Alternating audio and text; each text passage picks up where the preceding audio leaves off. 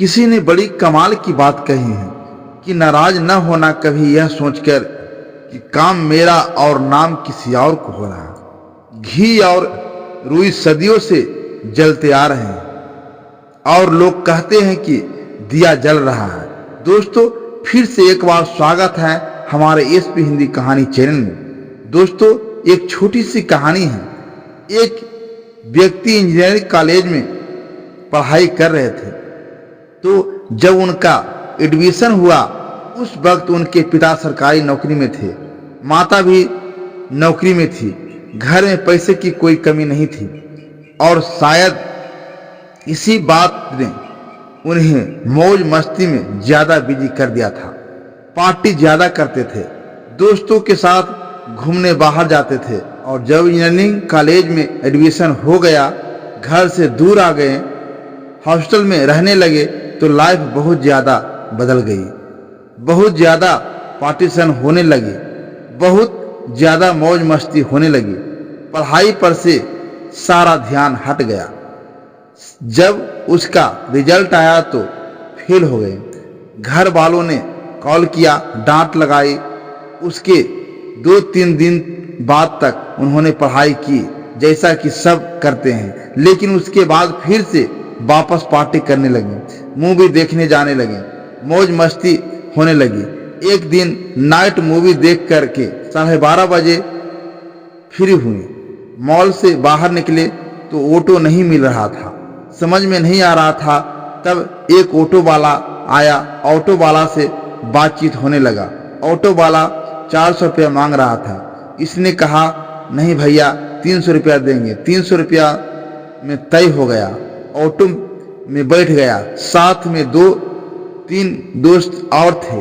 Auto वाले से बात होने लगा कि भैया ऑटो क्यों नहीं मिल रहे हैं, क्या चक्कर है, ऑटो इतने कम क्यों रहते हैं। तब ऑटो वाला ने उनसे बताया कि रात में सब लोग आराम करना पसंद करते हैं।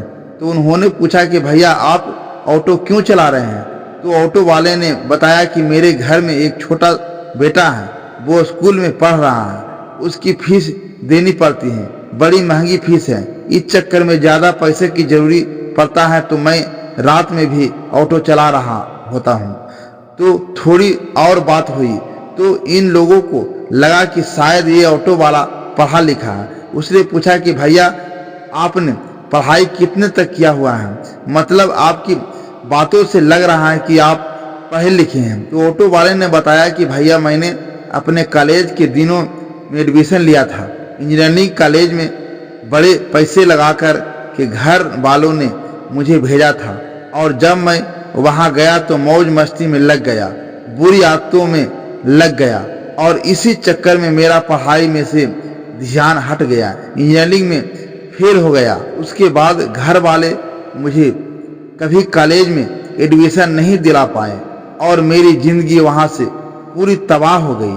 आज मुझे यह दिन देखना पड़ रहा है कि रात में मुझे ऑटो चलाना पड़ रहा है अपनी फैमिली को देखभाल के लिए। वो बात सुनने के बाद सारे दोस्तों की हवा टाइट हो गई। उस दिन के बाद से सारे दोस्तों की जिंदगी बदल गई। सारे दोस्तों का फोकस पढ़ाई पर आ गया, वहाँ से पास हुए। उसके बाद में आज लाइफ में सब सक्सेसफुल हैं। ये छोटी सी कहानी सिखाती है कि जिंदगी में फोकस बहुत बड़ी चीज है।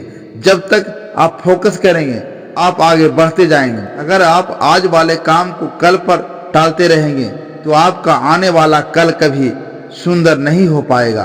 अगर आप कहीं जाने के लिए जनवरी में सोचा था, फरवरी में जाऊंगा, मार्च में जाऊंगा, पूरा साल निकल आता है, हम दिसंबर में आ जाते हैं और फिर से हम सोचते हैं कि शायद हम अगले साल जनवरी में जाएंगे। जो डिसाइड कर लिया उसे आज कीजिए। आज एक सोच बनाइए कि जो कल करे सो आज करें।